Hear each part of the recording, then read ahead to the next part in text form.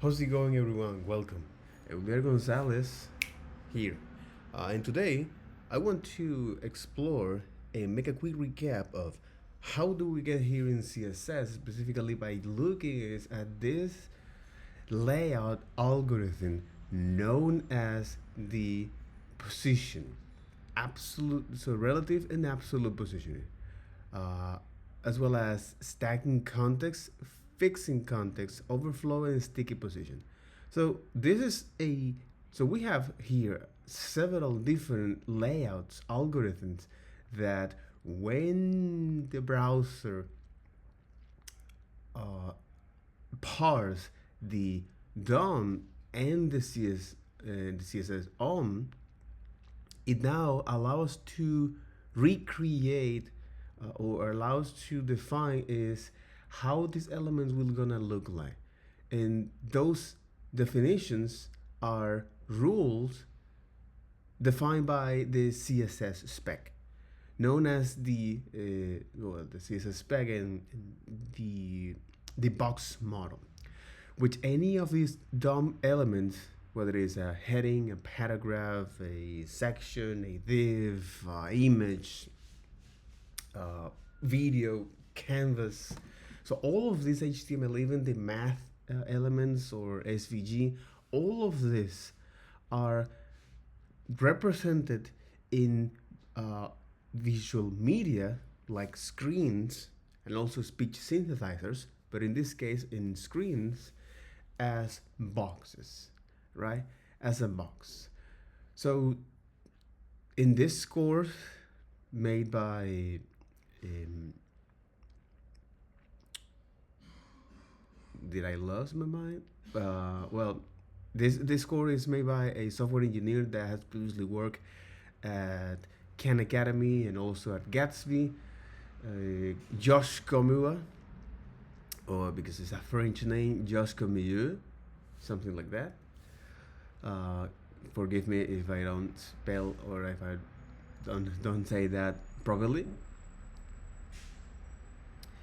Is that first we look at what are the fundamentals, what are the things that are still relevant in 2025, and then dive deep into the rendering logic, the part one, to understand now about the browsers and how the browsers now have its own style sheets, what is a style sheet, so on and so forth. So on the fundamentals, it's pretty straightforward. It is, well, understand what CSS is, as I mentioned before. Uh, how can we now add style sheets, aka this set of rules that indicate how our elements were gonna look like, uh, by by defining is the geometry, whether it is a width or height, and the position of these elements, right? So understand the way how to include style sheets such as CSS, such as external style sheets, inline internal style sheets, or inlines, and also the kind of selectors that you can use to select, no pun intended, to select is those elements, the DOM elements, right? Whether it is um, the pseudo elements, the pseudo classes, these state-based selectors, also the functions that CSS provide for some specific stuff. Whether it is, hey, I want to calculate is a color here, so you have now RGB or HSL. Hey, I want to now is define what is the cramp here, or what is the minimum value and the maximum value and the value by default using cramp, or what is the scale of these elements, whether if I'm using is scale in X or in G, right? So all of these different functions that the language give us to do some computation and even calc as well. The other are add rules, which is to indicate the behavior of how this CSS will behave in specific scenarios, how we're going to apply this particular CSS rule in specific scenarios. So for example, media queries are the most things that are relevant, keyframes in view, transitions, layers, and they understand is the box model, the different shorthands in the box model that we can use, and then the comment. All of this is just the fundamentals of CSS. And then now we look at what are the things that are still relevant in 2025, which is, hey, you need to understand what is the CSS definition or CSS rule, the anatomy of the CSS rule, what is a media query, why media queries are still relevant in today's development, the most common pseudo selectors. So for despite that you have all of the CSS and JavaScript toolings that help us to work with CSS in your component way, but there's still some CSS selectors that are relevant.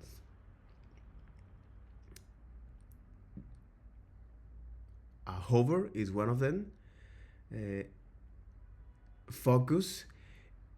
Anytime that you need to provide applications or anytime that you need to make your content available for a wider audience, for a wide audience, well, you need to also is scratch.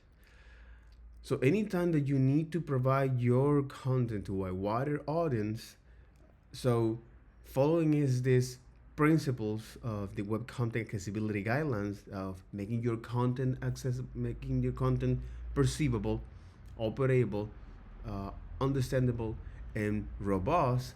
This is our guidelines that make your app accessible for people with impairments, or where they need to use the computers through some sort of assistant technologies. Now, whether it's a screen reader, but among others, right? So focus help you here a lot to help them navigate through your applications. The other is the pseudo elements like placeholders, as well as the first last placeholders before and after, which is heavily used for animations. You also have other common selectors like the first and child, or the first and the last n of child or type, usually the type of this. Colors, so whether it's HSL or whether it's a keyword or RGB or X or HSL, and usually we use now HSL to because it's much more intuitive to pick up a color, a nuanced color. So right now there's still other format colors we can go. So for example is the CKey lab.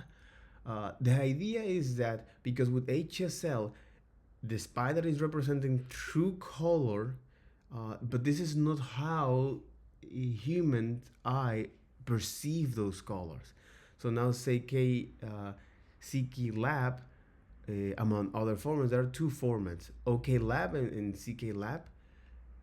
So now they have a particular way similar to the HSL that show now is how you can select colors that are now perceivable for the human eye, right?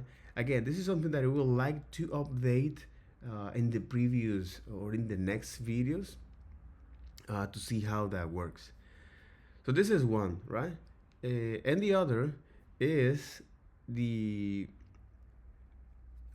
units, whether it's percentage, pixels, or emp or root m.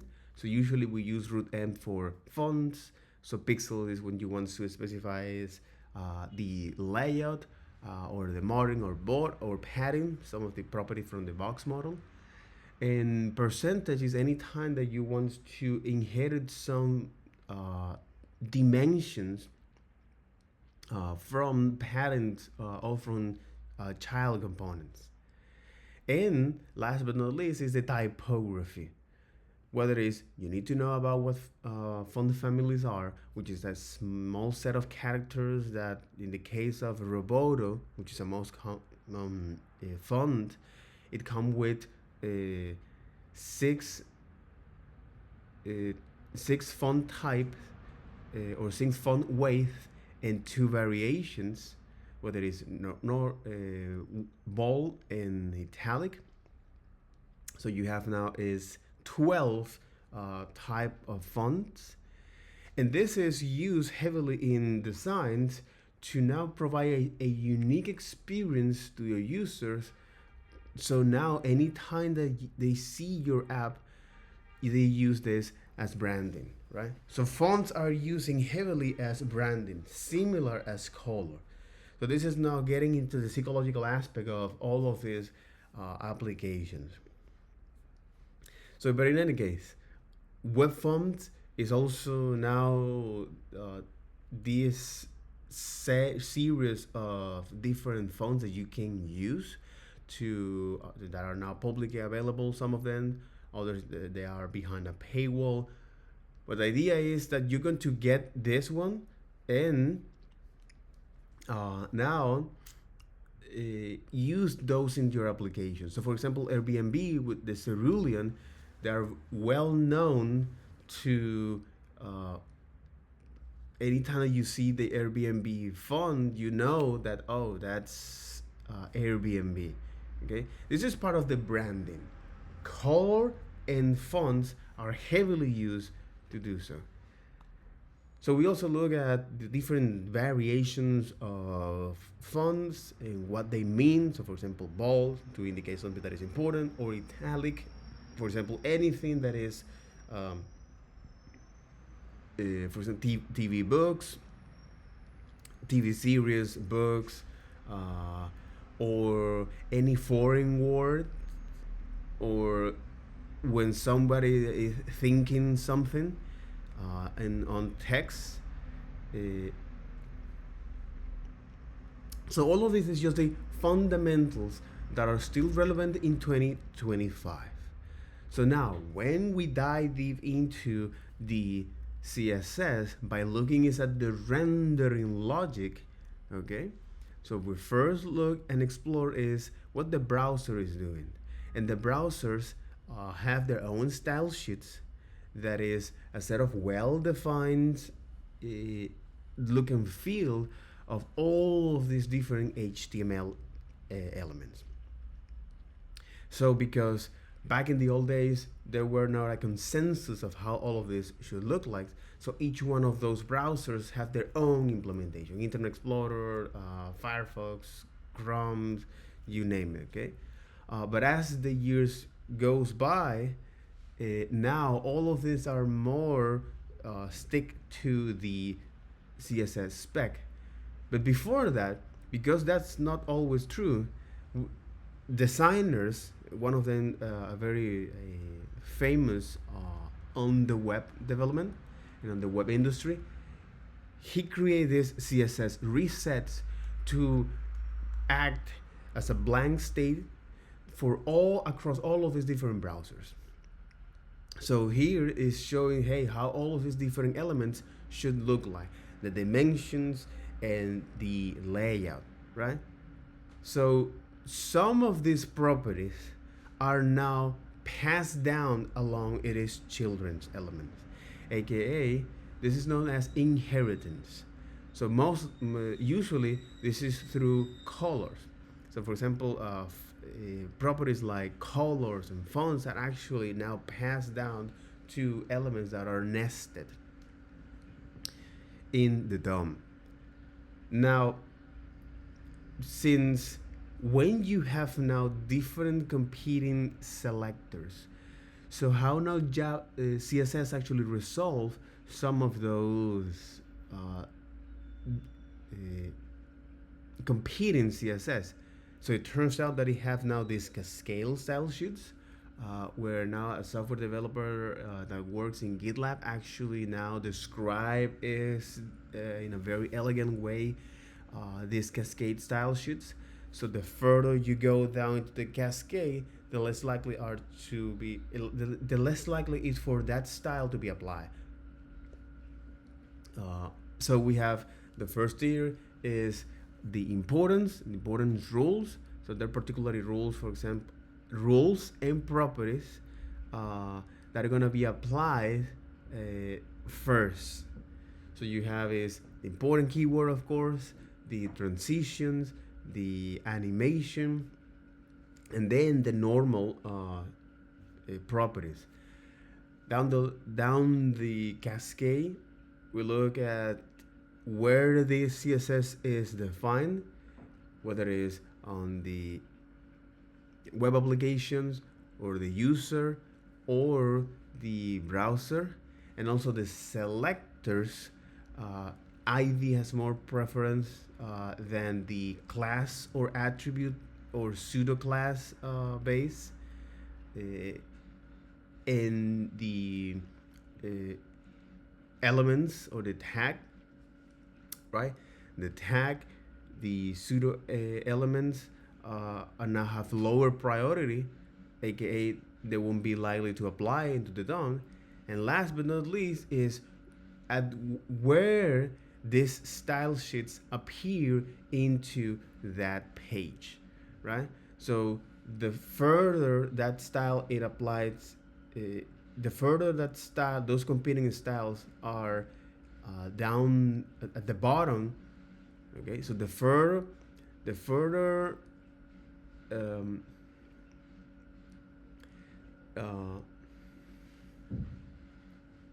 or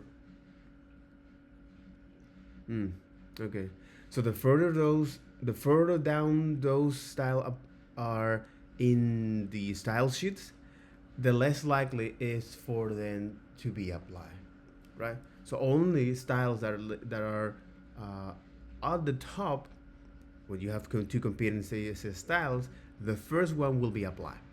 Okay.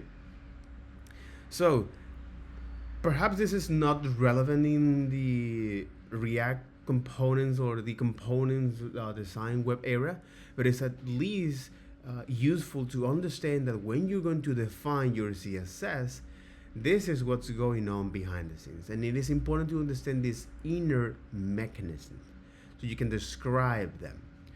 So on that, then we look at the box model. What is the anatomy of the box model? Why we even care about looking at the box model, which is the way of how now the CSS represents those HTML elements into the or any digital screen or visual digital medias. So whether it is on the screen or in print media. And the anatomy of this is that you have now the content, you have the padding, border, and margins. So for the padding, which is usually for adding stuff, you can think of these layers like the winter walk. If you do a winter walk, that you put all of, for example, your jackets, right? And your jacket is, for example, you are the content. So your jacket has internal stuff known as the padding. We can use that as an analogy. The border is a thin material that is made of your coat, usually polyester or some other. And then you have now the margin, the safe space that everybody should have of 2 meters around. Okay. Now the thing here is that um,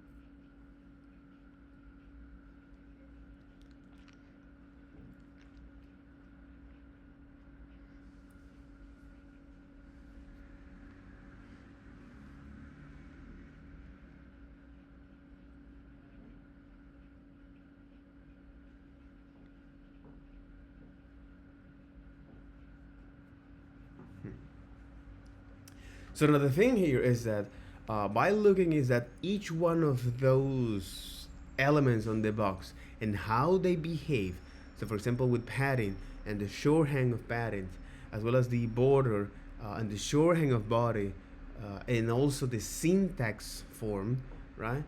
And we also look at the outline, which is not part of the box model, but is useful for help those people with assistive technology navigate through our app, right? And the other is uh, the margins, as well as the properties, how you can use it, the formats, and some intrinsic mechanisms that the margin have. So, for example, negative margins and how you can work with margins. Something that we're going to explain that in today's video. So once we know the box model, all right, we'll look at some particular exercise to actually understand that and solidify our understanding.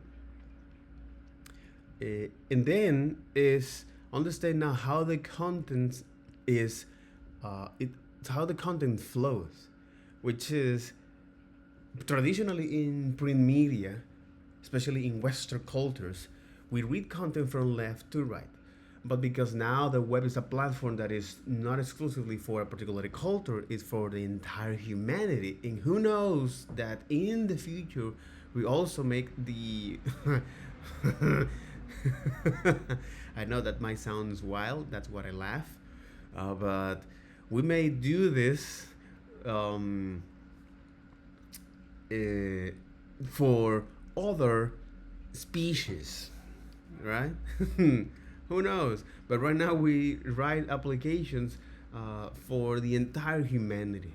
So some of them, for example, some cultures, for example, in the Middle East, now they read content from right to left in your case, or hand-based characters, which is a top-down and right-left. Okay, so all of these different nuances must be covered, and this is why we have now these different content directions. So whether it's the inline directions or the block directions, which are position, which are locations or positioned way of reading content. But now we have this new property that are logical content directions, aka how your content is going to be displayed here, right? So this is just the introductions to now look at how this particular content, and especially how when you want is to now put all of these different boxes together to create now a layout, are now in fact useful. Or in other words, so now that we know is these different directions that can happen in our content, and how now the browsers actually look at all of these different DOMs as a boxes, and these boxes are now the way of how you can represent the content. So here in CSS, you have, unlike any other programming language, you have like so CSS act like a mini language in its own, because it has all of this set of different algorithms that you can use in order to provide a layout to your elements. So traditionally it has, or normally it follow is the flow layout or the normal layout. But also you have other algorithms that this box behave, and how this box behaves.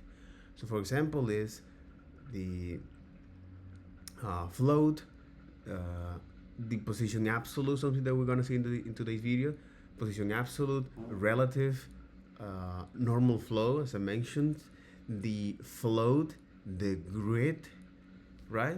So all of these different layout algorithms, right, is indicating how the specific box should behave, right? And this is known as the formatting context. So in our case, so the first we'll look at the normal layout and how that works, right? So when you use now the displayed property, which is by default, and remember the intent of CSS initially was not to create complex layout for the initial draft. It's just to use those as a way to put all of these elements like a typography here, right? But now, as the years go by, we're starting to use now CSS as a way to lay out elements or how to create layout here. So this is why we have now the display property to indicate how this box will behave. And that is, hey, normally, or the flow layout, it is made of 3 type of formats. You have now the block, which takes all the horizontal available space. It's greedy, all right? This doesn't line break, unlike now the inline elements. So for example, image, videos, and canvas, they all act like an inline elements. So you can think of this like a typography elements that they now take only the available space and no more. And there's some specific nuance here in this layout, which is when you're trying to now when you use this image, videos, and canvas, unfortunately they give now an additional extra space because they treat in now elements as a typography.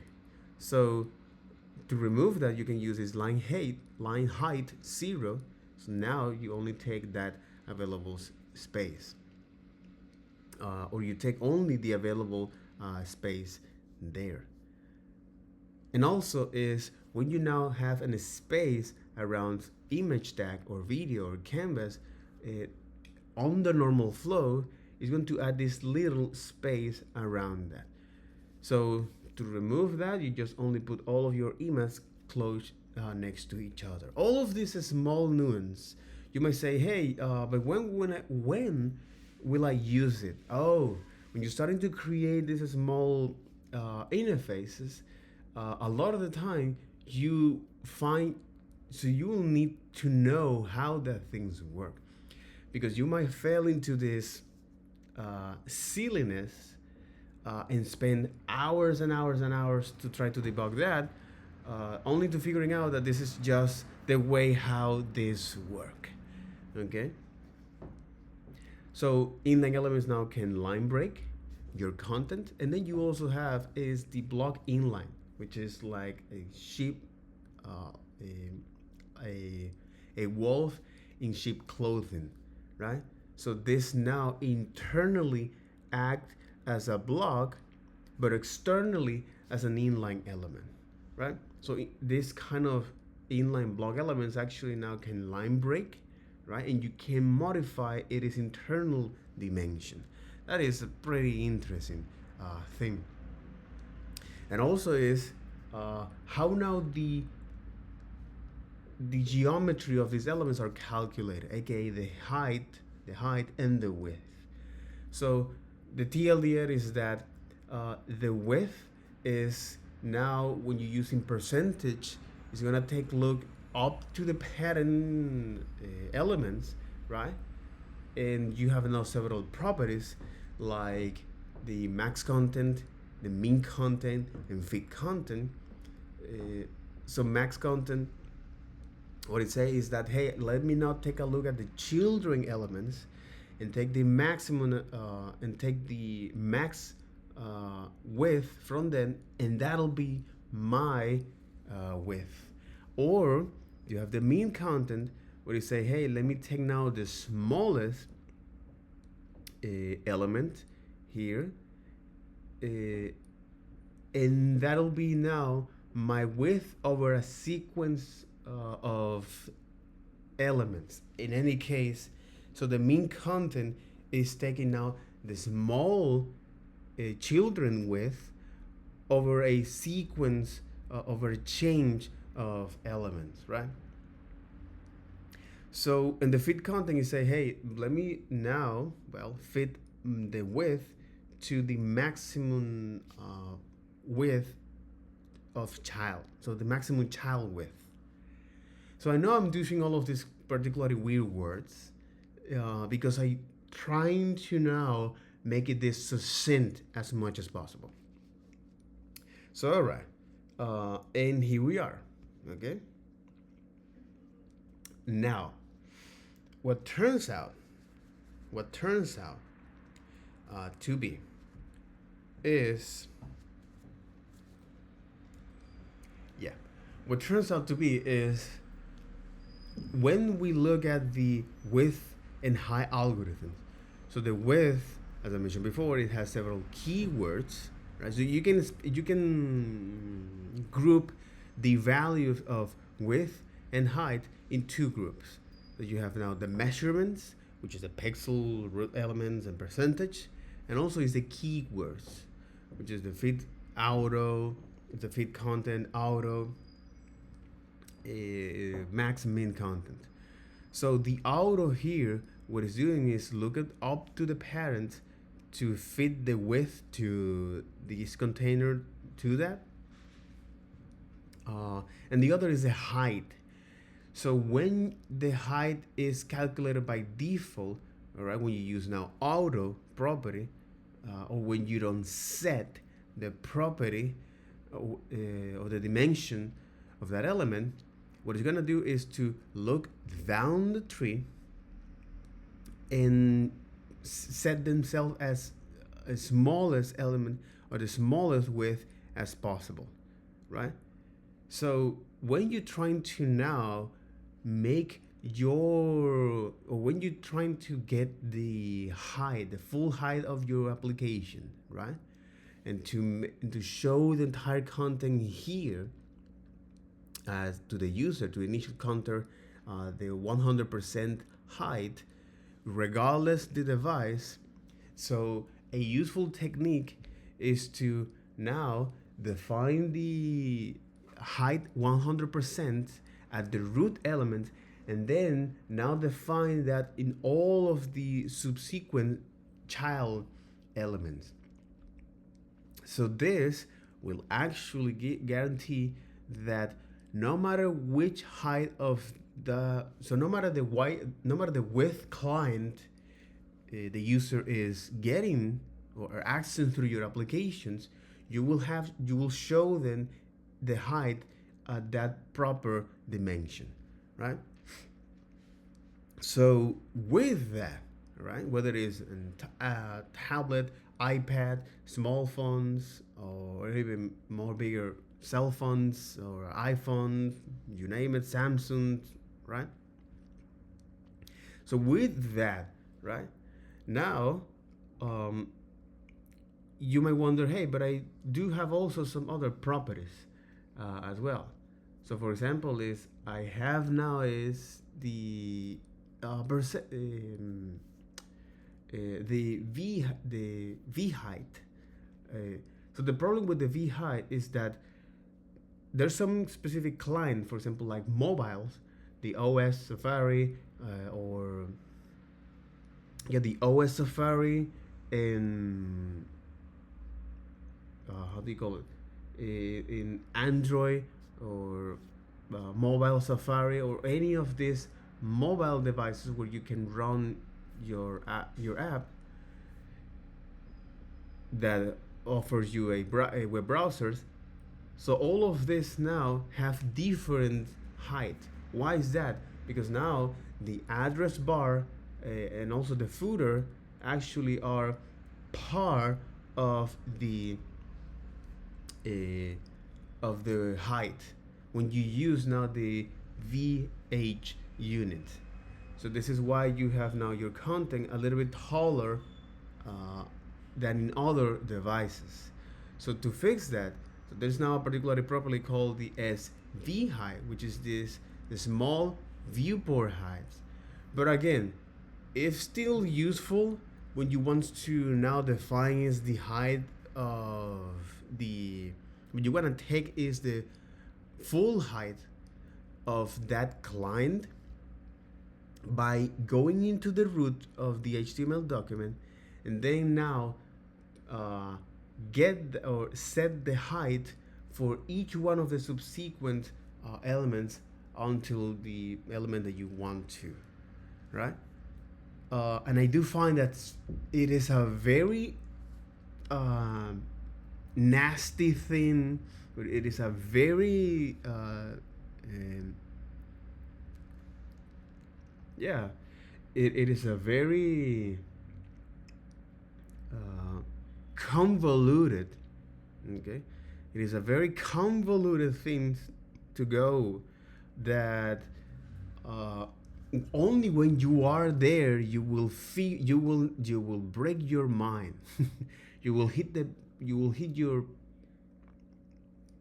you will hit your face against the wall and say what the French toast happens here. And it's because of this specific way of now how the height algorithm is calculated. So I describe it as the width algorithm, also the height algorithm, and how you can actually play with this algorithm. And last but not least is the margin collapse. This intrinsic mechanism of the margins that it has only on the normal layout that it allows you to similar when we use is the example of the winter walk when you have now is your safe space, and that safe space is around, let's say 2 meters. So if you have another person in front of you, that enters into your margins without collapse is entering into your margins. This is known as margin collapse. It's entering into your space. So margin collapse is it's a very simple concept. Is when now different elements side by side is when different elements side by side their margins overlaps, right? It's pretty simple, but it has a lot of simple rule. It has a lot of rules that here we just only to describe is a few one, and that is those margins collapse vertically, all right? So either if the content that you read now change position, change dimensions, so it will now collapse only on vertical margins. Those the bigger margin will win. The margin collapse again. There are several rules here. I don't want to get lost into the details here, but it is important to recognize that margins in the normal layout actually collapse. This is only exclusively for this layout. Now, after we make a basic website using only the normal layout, we also see the intrinsics of how and when to use these pixels, root M and M, when to use now percentage, how you can now center elements by using the auto, and that's actually pretty interesting using also margin, right? As well as to define contents, whether it's a block or an inline context, and set now specific height. And how about using now a wrapper of a container to say, hey, this is now the the max width that this element must have, uh, and if this is and this content is shown in small screen, well, I just want you to shrink properly, right? But if the screen is bigger, well, stay where you are. So now, after that, all right, finally, let's get into what we really care about it, which is the model 2 and the rendering logic 2, right?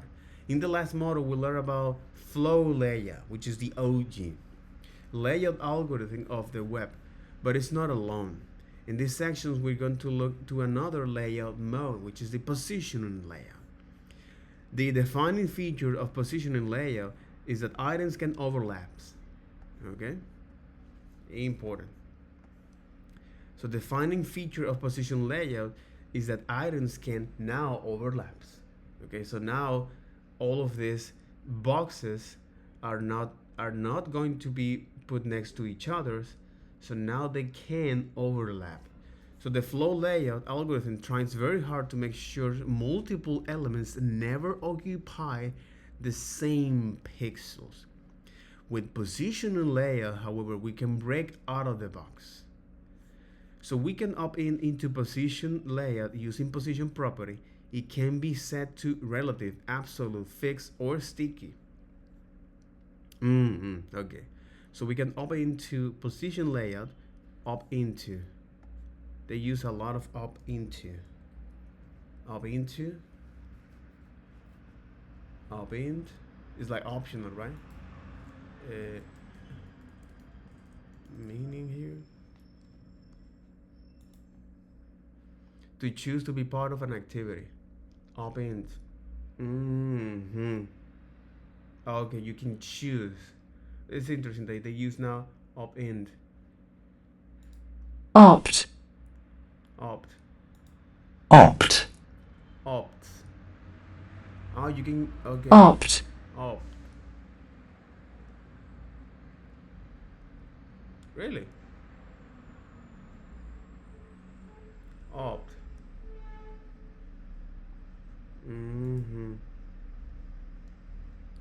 To be part of. Opt in. Exactly. Opt in.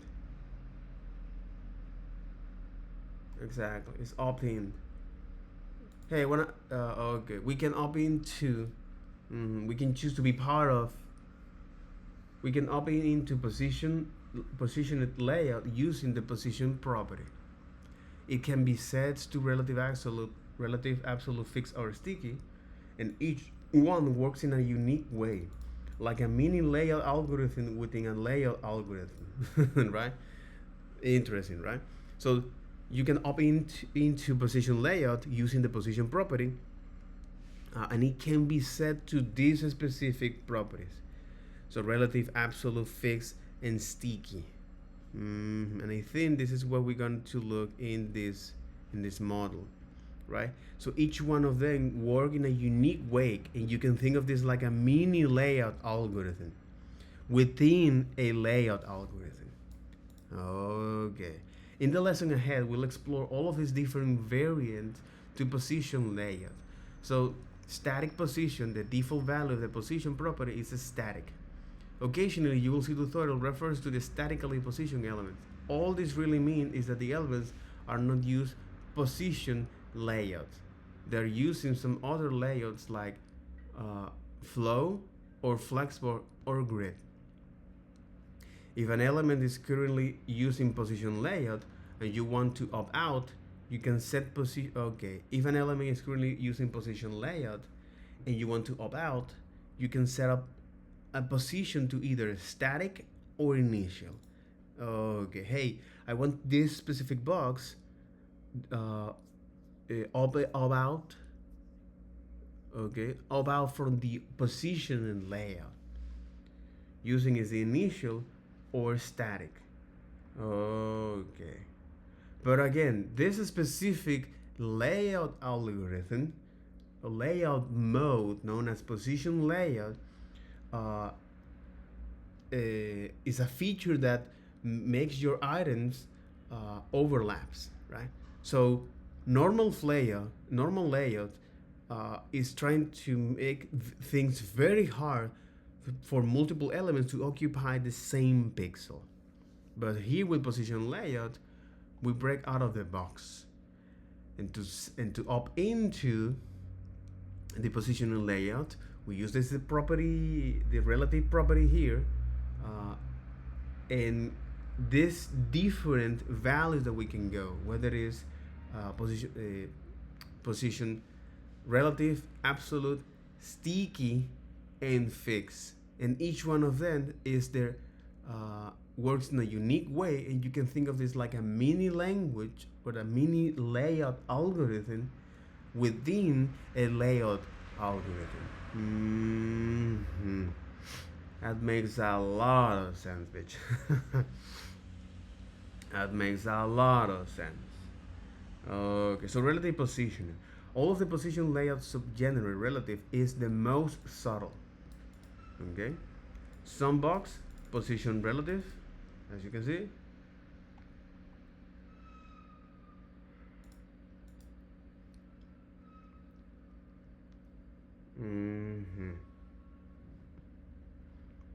Exactly. So we're looking now at the position relative. So you can often slap position relative of an element and observe zero difference.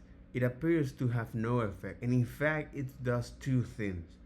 Constrain certain children's will get to this shortly and enable additional CSS property to be used.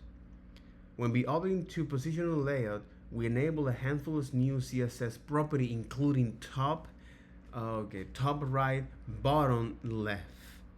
Okay, and set constraints around that. And we can use those directional values to shift the elements around. Within relative positioning, those values are relative to its natural position. It is common to use top and left to push things along the vertical and horizontal axis respectively. Setting left 10 pixels, push the element 10 pixels to the right. Focus the blue below and use the arrow to shift it around it. So for example here, so this is position relative.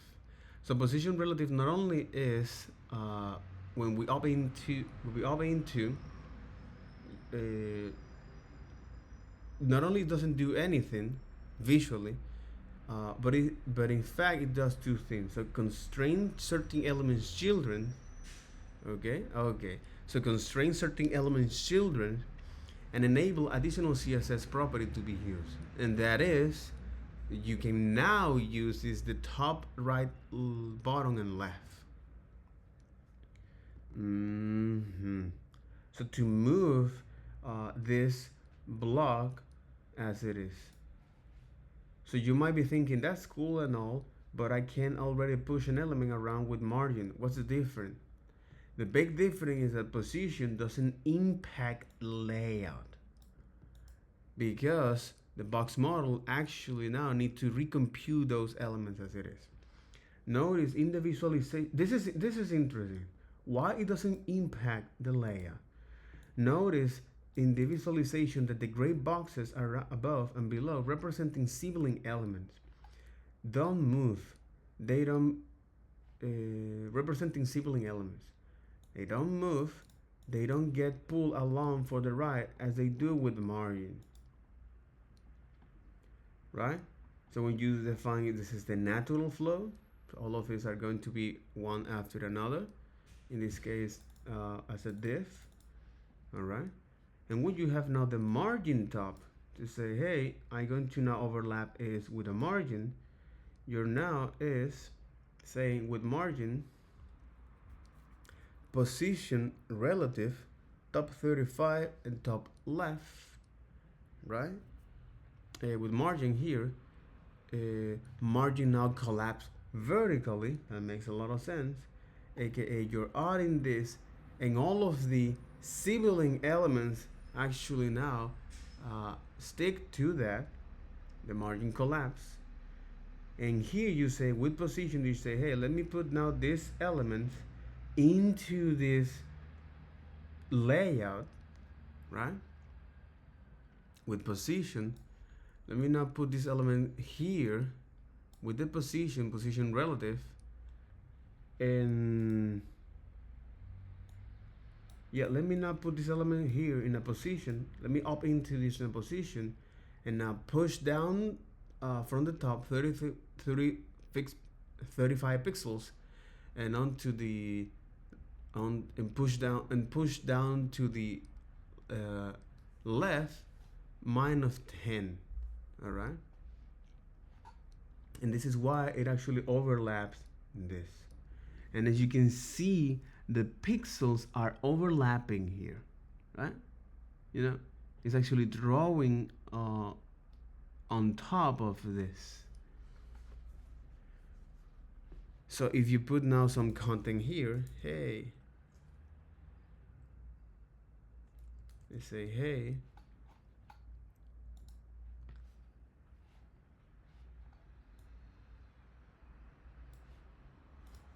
I don't think this is working.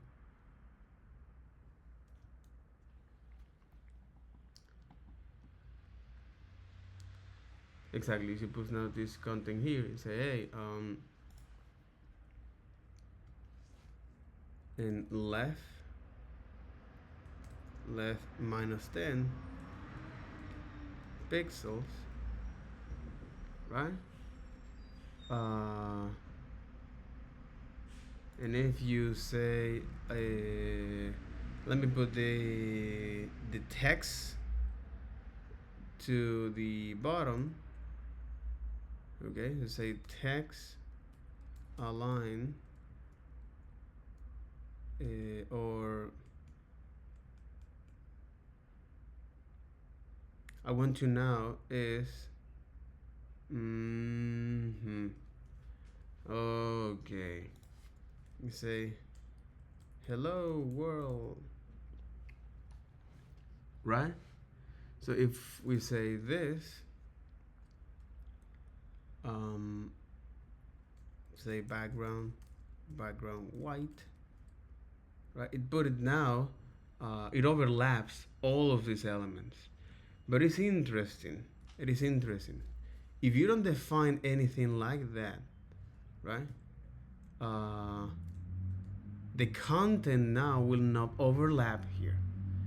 That's interesting. Again, this is a box at the end of the day. If you don't set any background, the background is transparent by default. So here we're adding is some content, right? And this content now is overlapping on top of that.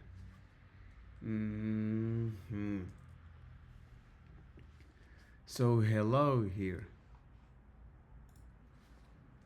So put it that in 35 pixels, and as you can see, so this elements is now overlaps on top. So it put it on top of that, as they mentioned here.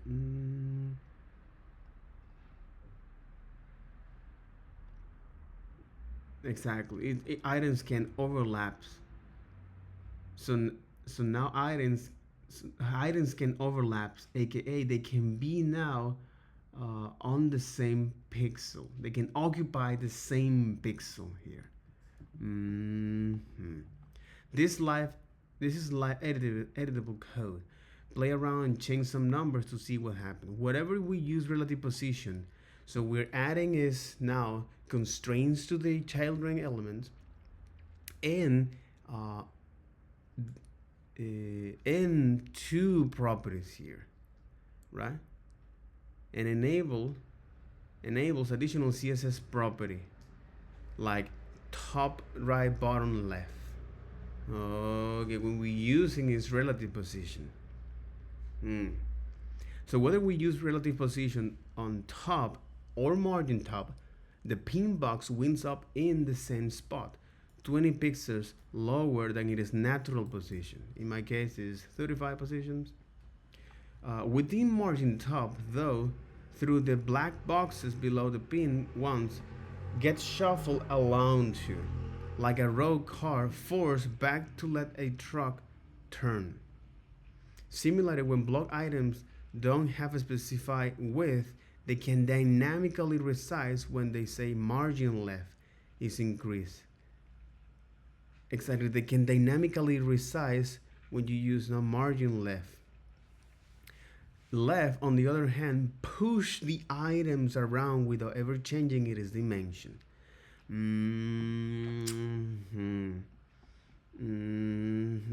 For example, in this case.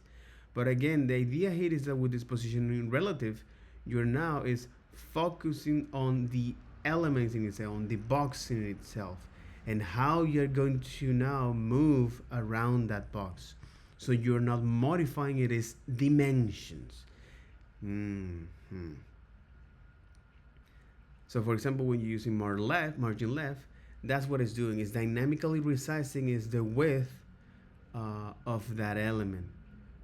For example, here. But if you're using a position and say, hey, I don't specifying is the width of this element, and because the width element when you're going to specify is going to loop up to the parent, and that'll be the value. That's what we have here, right? Holy moly. Notice how the right hand column box sweeps out of the container whilst the left hand column box get narrower.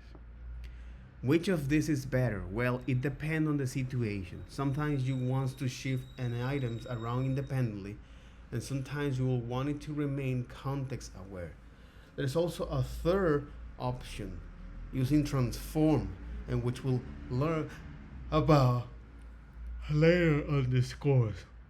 Finally, it is important to know that relative positions can be applied to both block and inline elements.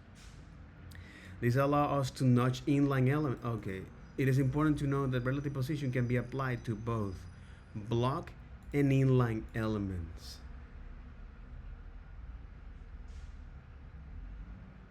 Okay, in the normal flow, this allows us to notch inline element in a way that isn't really possible otherwise.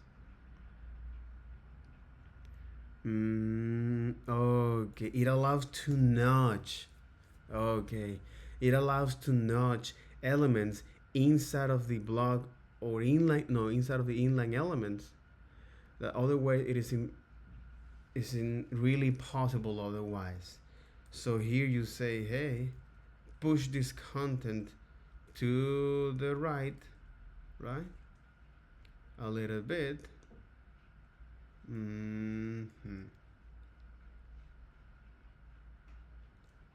Let me put this content here.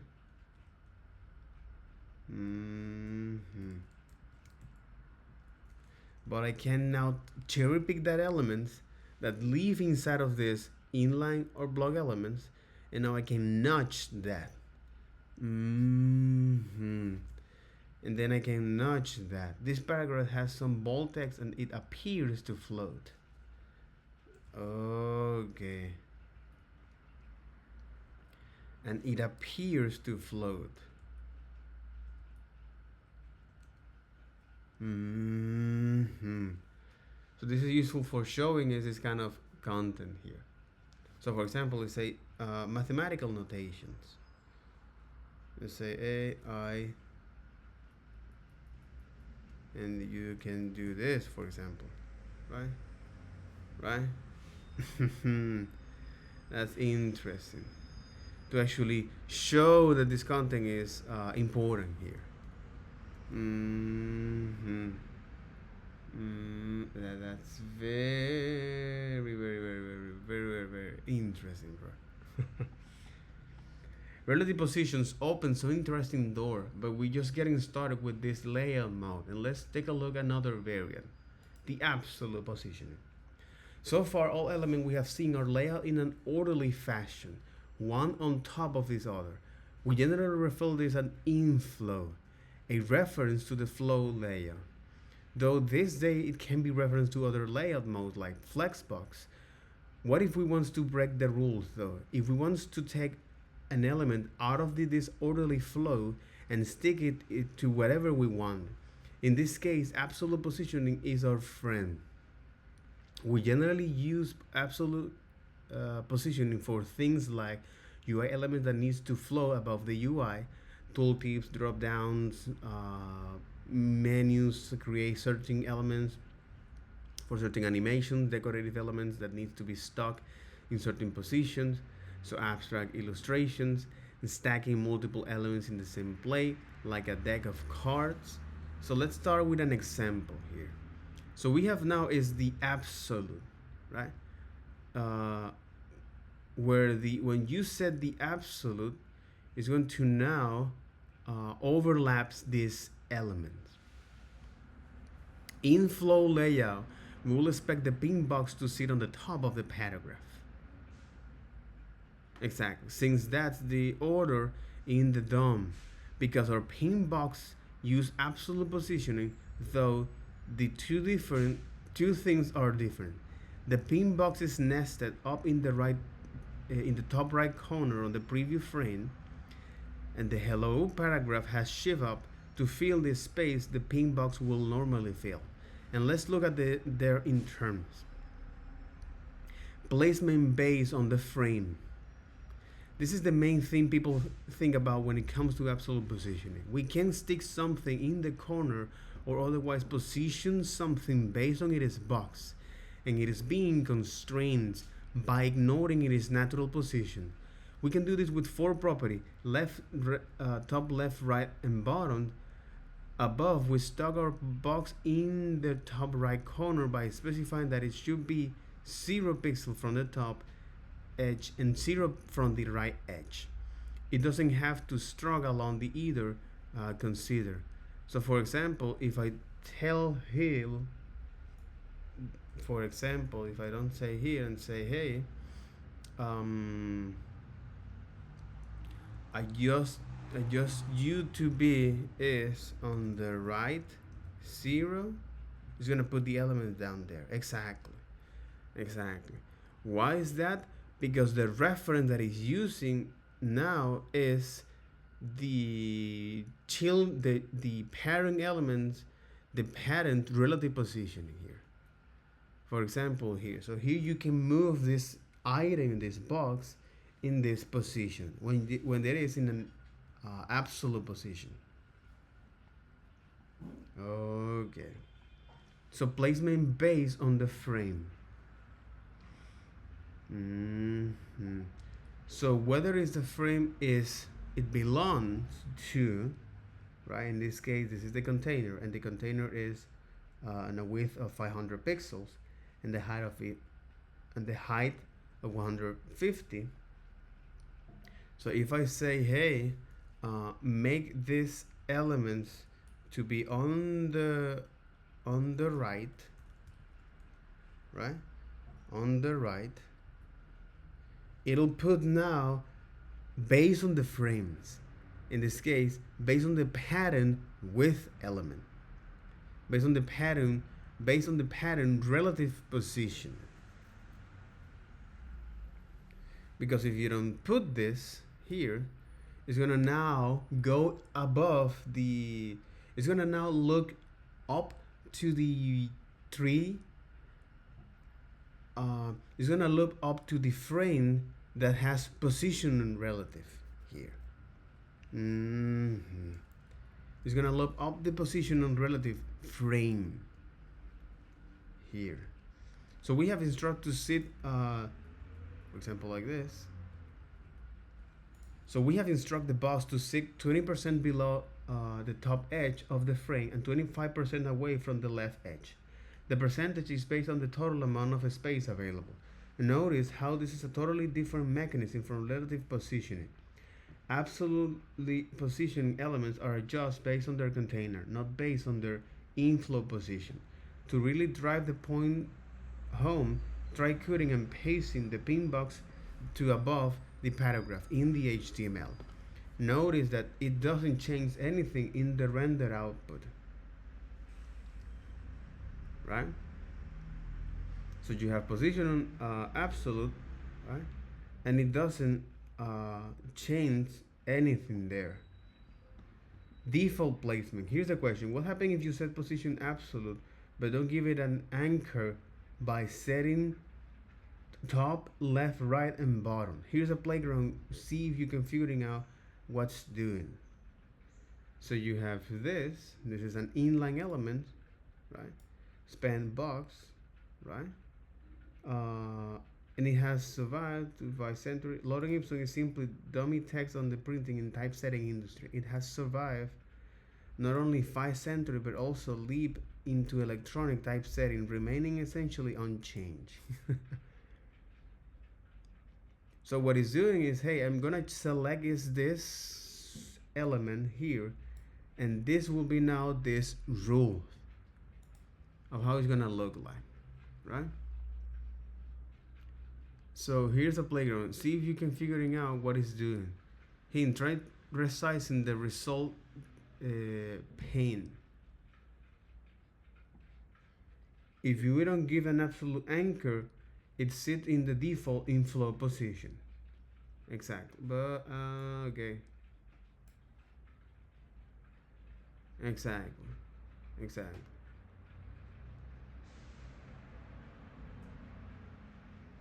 If we don't give an absolute element an anchor, it sits in its default inflow position.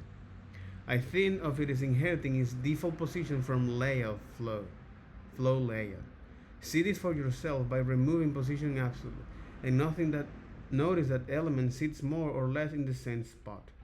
It has one other effect, though. It causes the absolute element to stack on top of the surrounding text, which takes us the second aspect of absolute positioning, effects on layout. This point is a bit less obvious, but maybe even more important. When we set something to be position absolute, we pull it out of flow.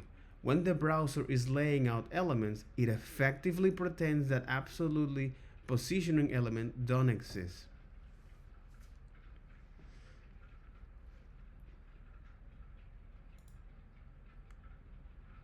They are incorporeal. You can stick your hand right through them like an hologram or a ghost. To drive the point home, here are 3 paragraphs that have been set to absolute positioning. The effect on layouts. So unlike here, so they pull out of flow, exactly. So with position absolute, not only that we pull out of the flow, but its placement is based on the frame. Okay. The browser starts to put in that first paragraph in its natural position at the top of the document, but because it is absolute, it's still considered the same space. Next, the second paragraph gets added in its natural position, which is also right at the top since the container is effectively empty. This process will continue for each provide absolute elements. Being able to take elements out of the flow is super handy. Anytime you want an element to be floating above the contents, like a tooltip or dropdown or a model, absolute positioning is your friend. Collapsing patterns. While often the ability to take an element out of the flow is useful, there are some times when it can be annoying. Consider this example. In this example, we think the pin box, for example here, alright, in this example here, toggle this property to position absolute. So if I do this, what happens is that again, it is anchored to its relative closest element. It is anchoring, or its placement is based on its closest parent element, closest relative parent element. Okay, and in this case, this pattern is not a position relative, right? It is on the top of that. So, and this is interesting because it's now collapsing patterns like this. In this example, we have a ping box sitting, and the pattern doesn't have any width or dimension. In this example, we have a pink box sitting with a black border pattern. When we toggle on that position absolute, you notice that the parent collapses down. Exactly, the parent collapses down. That's their dimension. So that is it is 8 pixel tall, 4 pixel top border and 4 pixel bottom. Why does this happen? Well, in terms of flow layout, the pattern is empty. In terms of flow layout, the pattern is empty. Doesn't have any content here. Remember, absolute elements are like holograph. They don't really exist, and since this pattern element has no other children, it is if it was an empty div. The right tool for the right job. You might be wondering, how do we fix this? Is there a way to stop the pattern from collapsing while still using absolute positioning of the child? Unfortunately, I'm not aware of any way to do this, at least not without resorting to a bunch of hacky JavaScript. But I sort of think of the wrong questions. In general, absolute positioning is intended to be used in situations when we don't want it to affect its surrounding layout. When you don't want to affect the surrounding layout, you use the absolute positioning. So for example, you can create your own layout, right? If you find yourself running into this problem over and over, it is likely that you are reaching for absolute positioning situation where another layout mode, Flexbox and Grid, will be more appropriate. And absolute size. So here we have an absolutely positioned element. As it stands, it's just kind of hanging out near the top left corner of the viewport. And I have this display property. And I'm curious, I'm going to ask you the question. What do you suppose happens if I change this element to have a display property of block? Well, if you put that element to a block, it's going to take all the available horizontal space, right? But it won't change anything here, right? Why? Because, again, here, the apps, right, is taking is via the absolute, right? It doesn't affect well, we can try it. And nothing really changes. It doesn't affect the block. I suppose it makes sense, right? We're applying these styles to a div, and the default value of display for divs is block. So then, what do you suppose happens if I change it to inline? Well, we can try that too, and anticlimactically, nothing happens. And this is one of those common points of confusion for people, so I really want to take a moment and talk about it. Different layout modes use different properties in different ways. We've been talking a lot about flow layout in this course so far, and in flow layout, display block and display inline are vital ingredients to the ultimate layout for the element. With positioned layout, it doesn't quite matter as much. When we're talking about absolute positioning, this value isn't used at all. The algorithm doesn't care what the value of display is unless we set it to none. If we set it to none, then it hides, like it does in every layout algorithm. But in terms of display inline, display block, that distinction doesn't make sense. There's no such thing as a block-level absolute element. Where this gets a little bit muddy is around relative positioning, because with relatively positioned elements, you actually can change the display value and it has an effect. Relative positioned elements inherit a lot of their layout from whatever the layout mode otherwise used is. Relative is kind of like this weird middle ground between position layout and whatever else it is, whether it's flow layout or flexbox.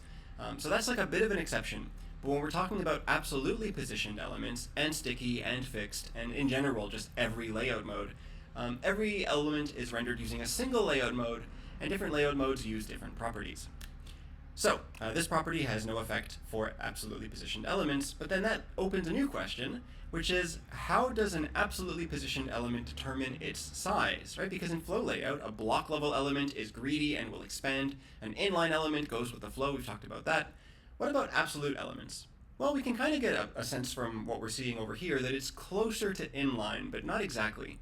An absolutely positioned element wants to be as small as it can, because in general, this is kind of what you want, right? Usually absolutely positioned elements are meant to kind of stick in a given spot, and you don't want them to be growing. You kind of just want the element to be whatever it is in whatever place you put it. So it's going to shrink to fit the content. But what if we have a lot more content? And this is where it starts to get a little bit interesting. I've given it a distance from the left, but I haven't given it a distance from the right.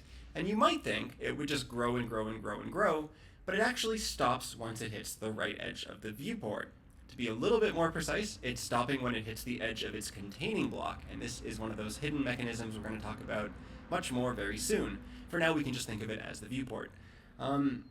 So this is kind of interesting, right? It grows until it reaches a point where it can't grow anymore while still fitting in the viewport, and then it forces a line wrap. And if I was to add a distance from the right, if I was to say right 32 pixels, well now, instead of it going all the way to the edge of the container, it's going to go until it reaches 32 pixels away from the container, and then it line wraps. What do you suppose happens, though, if it can't line wrap? So let's imagine that I remove all of the spaces, right? And we're going to talk much more about this algorithm in the future. Essentially, the way the line wrapping algorithm works is it looks for soft wrap opportunities. And this is things like spaces or dashes, right? Anything that it can wrap without kind of breaking the flow of the words. So when I do this, and I'm almost done here, I do kind of break my editor, which is a little bit unfortunate. Maybe this will be fixed by the time you watch this. But something interesting happens over here. The box, right, the rectangle is still going to take up the same size. It's going to be 32 pixels from either edge of the viewport, but the content is now introducing this horizontal scroll bar. And it makes sense because we've given it kind of an impossible situation. We've said that it should be 32 pixels from the left, 32 pixels from the right, and then it should also contain its contents because that's how elements like to work, right? That's how the algorithm works. It grows and shrinks as needed based on the content size.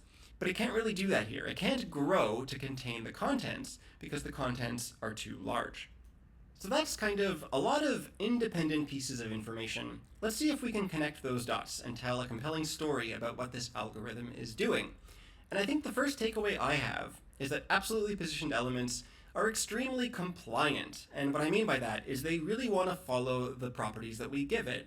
So in this case, I have this really large, really unwieldy bit of content, but the box is kind of staying firm at exactly the priorities that we've given it. So we've said left 32, right 32, and that box is stable. And the same thing is true, by the way, if I use width instead. So if I was to say width 200 pixels, our box is going to be 200 pixels wide no matter what the content is doing. In general, it will try and line wrap the content, right? That's kind of its ideal, but it always makes sure to respect the priorities that we give it.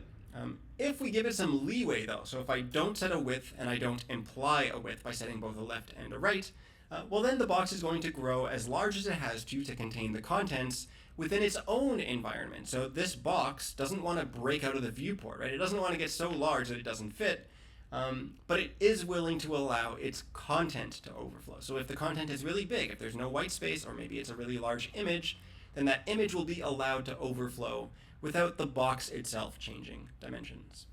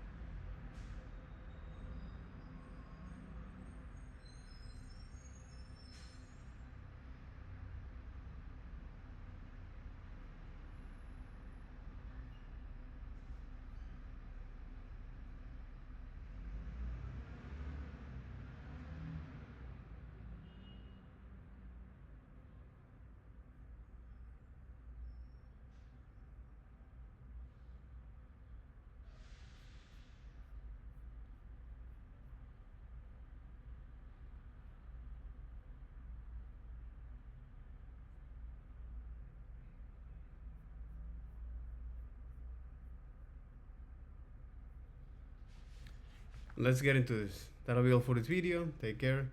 Bye bye.